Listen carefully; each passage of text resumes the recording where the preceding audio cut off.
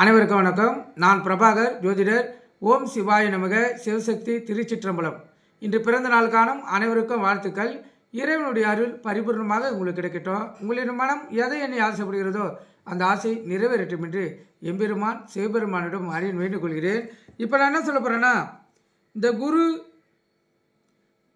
12 லக்கணத்துக்கு குரு பார்வை சுபர் விளக்கம். குரு எந்த அளவுக்கு சூப்பராக விளங்குவார், பாபராக விளங்குவார்னு இப்போ பார்க்கலாம். இப்போ அதான் 12 ராசிகளுக்கும் கருத்தில் கொள்ளுங்கள். இப்போ மேச லக்கணத்துக்கு குரு 12ஆம் அதிபதியாகவும் பாக்கியாதிபதியும் வருவதால் 12ஆம் அதிபதியும் பலம் இழந்து 9ஆம் அதிபதி பாக்கியாதிபதியும் பெறுவதால் குரு அந்த மேச லக்கணத்துக்கு மேச ராசிக்கு சுபராகிறார், கருத்தில் கொள்ளுங்கள். அதே போல் ரிஷப லக்கணத்துக்கு குரு 8ஆம் அதிபதியாகவும் 11ஆம் அதிபதியாக வருவதால் லக்கணத்துக்கு குரு பகையாகிறார். எனவே இந்த லக்கணத்துக்கு அவர் பாவியாகிறார். அதே போல் மிதுன லக்கணத்துக்கு குரு 7ஆம் அதிபதியாகவும் 10ஆம் அதிபதியாகவும் வருவதால் கேந்திராதிபதி தோஷம் பெறுவதாலும் 7ஆம் அதிபதி குரு பாதகாதிபதியாக வருவதாலும் இந்த மிதுன லக்கணத்துக்கு பிறந்தவர்களுக்கு மகா பாவியாக குரு திகழ்கிறார்.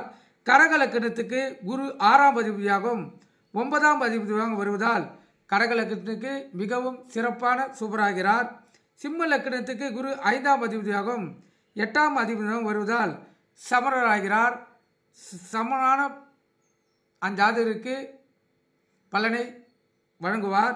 கன்னி லக்கணத்துக்கு குரு 4ஆம் அதிபதியாகவும் 7ஆம் அதிபதியாகவும் வருவதால் கேந்திராதிபதி தோஷம் பெறுவதாலும் பாதகாதிபதியாக வருவதாலும் இந்த கன்னி லக்கணத்துக்கு பிறந்தவர்களுக்கு மகா பாவியாகிறார்.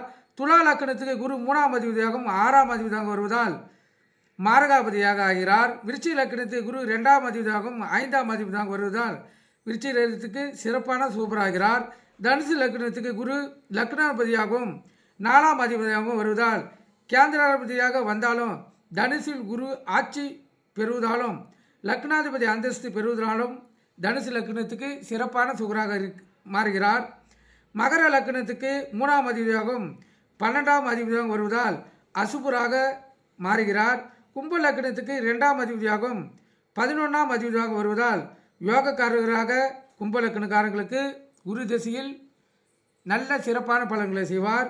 மீன லக்கணத்துக்கு லக்னாதிபதியாகவும் 10ஆம் அதிபதியாக வருவதால் கேந்திராதிபதி தோஷம் பெறுவதாலும் சமமான பலனை இந்த மீன லக்கணத்துக்கு குரு பகவான் வழங்குவார். இதை பொறுத்த மட்டும் மீன அதாவது லக்கணத்துக்கும் ராசிக்கும் குருவுடைய பலன் இதுதான். கருத்து கொண்டு பயன்படுங்க. நன்றி, வணக்கம், வாழ்க வளமுடன்.